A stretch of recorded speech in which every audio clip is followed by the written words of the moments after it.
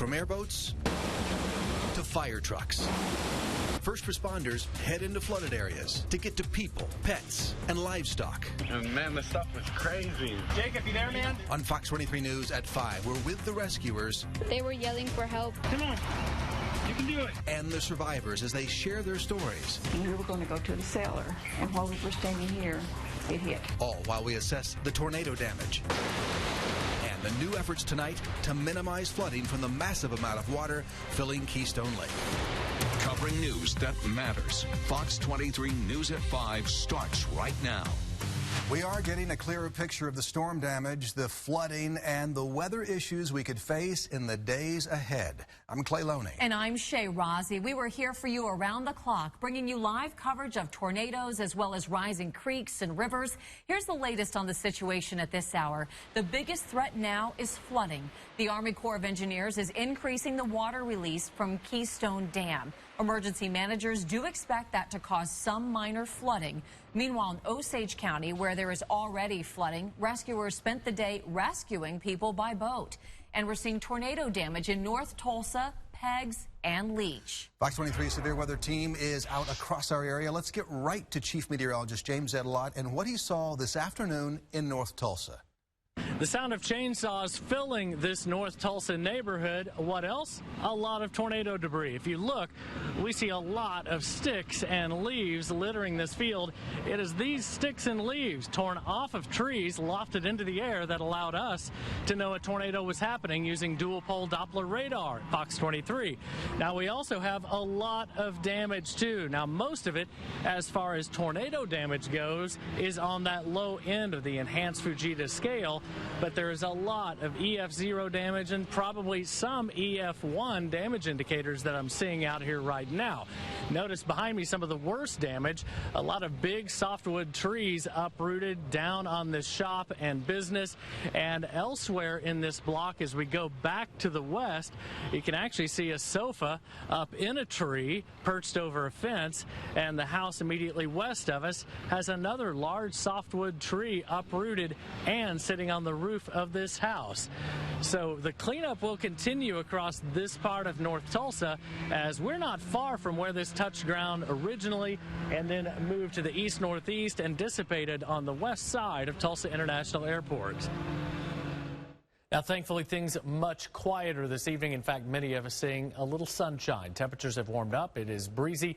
We'll be back in the 60s by midnight. Coming up, though, I am tracking the chances for more thunderstorms as we finish out the week and head through the day tomorrow. I'll have that timeline coming up.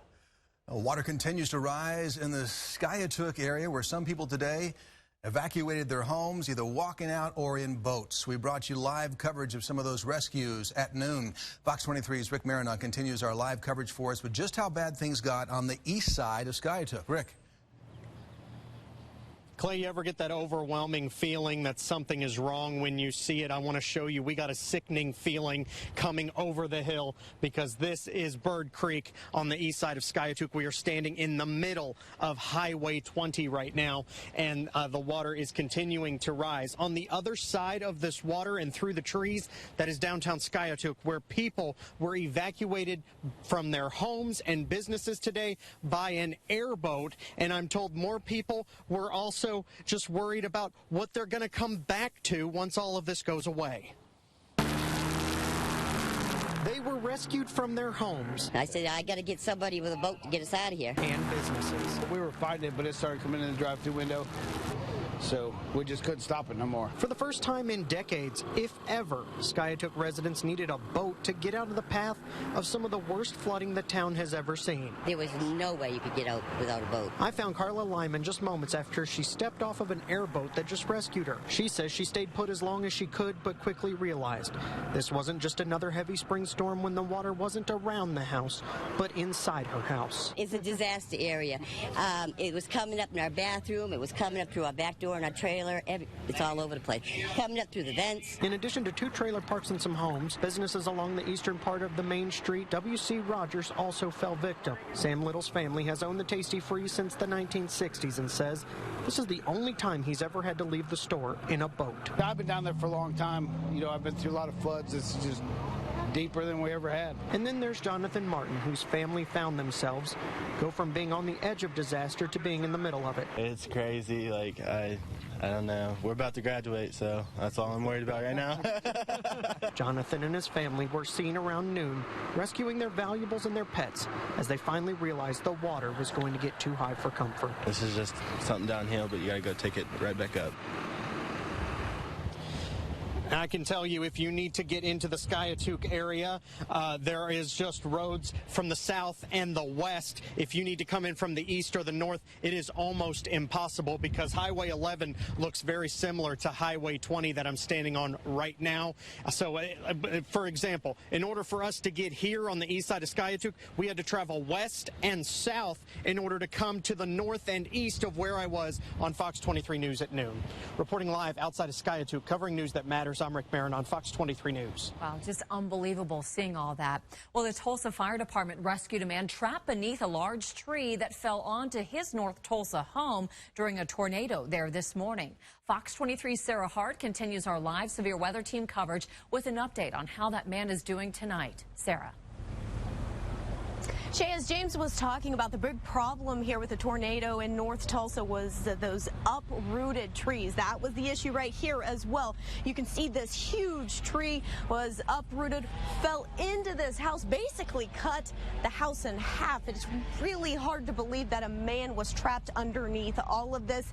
Even more miraculous, that man was brought out of this house with just an injury to his arm. Firefighters got a big round of applause this morning as they brought out a man who they freed from tornado damage. Just moments before, this tense video showing those same firefighters as they were trying to get that man out from underneath a large tree, one that had crushed into his house and on top of him as he tried to get his kids to safety during the storm. He is very fortunate that he's alive. It happened in a neighborhood near North St. Louis and East Newton Street. Little Cherie Sandoval is the man's next door neighbor. She heard his family crying for help. They were yelling for help. My dad heard them and my mom was the one that called my cousins to come help them out because they were in serious danger. They wanted us to call 911 because they couldn't speak English. And that's what Giovanni Vargas says he did. Was he talking to you and stuff? Yes, he was screaming. He was scared. Rescue teams were there within minutes. Keep trying, you're almost out. Come on. You can do it. To save him, and miraculously, the man only had an arm injury. Sandoval saying a kitchen appliance may have been what helped to save his life. If the stove wasn't there, he would have gotten crushed by the tree. So the stove kind of broke the fall of the tree, is that what you're saying? Yeah. Something Vargas is thankful for. Knowing that he's going to be okay, how does that make you feel? I felt good. I felt relieved that he was okay. That's just the beginning of the damage in this neighborhood. As you can see at this hour, other trees being cut down. Tree companies here. There goes a branch right there. Also, we have power companies in the neighborhood as everybody just tries to start picking up and cleaning up and getting their lives back to normal. I did talk with other people in the neighborhood. Coming up on Fox 23 News at 6, I'm going to be showing you more damage. And we're going to put that interview together with a lady who says a large tree narrowly missed cutting her house in half. Live in North Tulsa, covering news that matters. Sarah Hart, Fox 23 News. All right, Sarah, the city of Tulsa is closely monitoring the impact of the higher water release from Keystone Dam, with officials expecting minor flooding. Fox 23's Kaylee Doherty was at a news conference we brought you live this afternoon involving the city, the county, the Army Corps. Kaylee, the message was that we're prepared, but don't let your guard down. That's right, and city and county crews worked all night and this morning to respond to fallen trees and other damage from the storms that rolled through. And an emergency shelter was set up here at Crosstown Church of Christ today for those impacted by the storms. It's near Admiral and Harvard. It was open for anyone impacted, and Red Cross officials are debating right now whether to keep this shelter open for those that might be impacted by the coming flooding that's expected to peak by daybreak tomorrow. Because of the high amount of rainfall rainfall we've seen, the Army Corps of Engineers will be upping their release of water from the Keystone Dam, which is expected to cause some flooding along the Arkansas River, especially in South Tulsa, Bixby, and Jinx. This is something we've told you that the city has been preparing for. They have emergency crews ready to respond if needed. We have outstanding emergency personnel here in Tulsa who will be out there deployed in the field to assist Tulsans during any situations that may arise.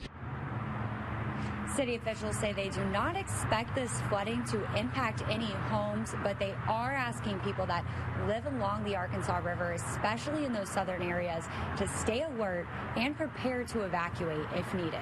Reporting live in North Tulsa, covering News That Matters, I'm Kaylee Doherty, Fox 23 News. The National Weather Service says a tornado hit the small town of Peggs in Cherokee County last night. Our team was live on the air warning people to take cover. Some families and business owners lost everything. Fox 23's Preston Jones is live in Peggs showing us some of the worst damage and how one couple managed to survive. Preston. Karen and Ed Spencer, they have a storm cellar right here. They built this just for tornadoes, but they didn't make it in here in time last night. So now today, both their two shops over here leveled and their home over here, a total loss. Well, I was fixing to go put some shoes on, and we were going to go to the cellar. But instead of taking cover in the storm cellar, Karen and Ed Spencer were standing in the kitchen. And while we were standing here, it hit. When a tornado hit their house. A roaring, sounded kind of like a freight train. It broke the glass and everything. The door came open. Broken bricks, crushed car windows, and pink insulation hanging in uprooted trees. The Spencer's house is a loss, and their large shops blown away. I think it blew up, because it's what it looks like. They're not alone. Another mobile home in Peggs flipped upside down with 5 people inside. None of them were hurt.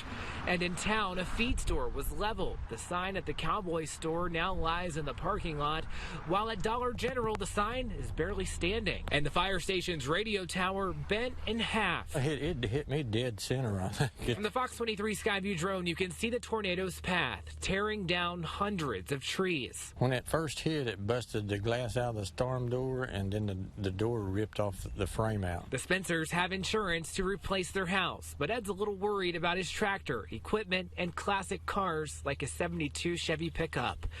After 50 years of marriage, though, Ed and Karen might have to start over, but they're glad they at least have each other. I feel blessed. God had his hand on me. But I'm just blessed to be alive. Emergency management has been out here surveying damage today, and it is just everywhere out here. We know so far no injuries reported in any of this. Just a small town, a community left trying to rebuild. Live in Peggs, covering News That Matters. I'm Preston Jones, Fox 23 News. A quiet blue and sunny sky, a beautiful thing to see right now. I'll walk you through the timeline of a thunderstorm forecast that could bring a few more storms back to green country.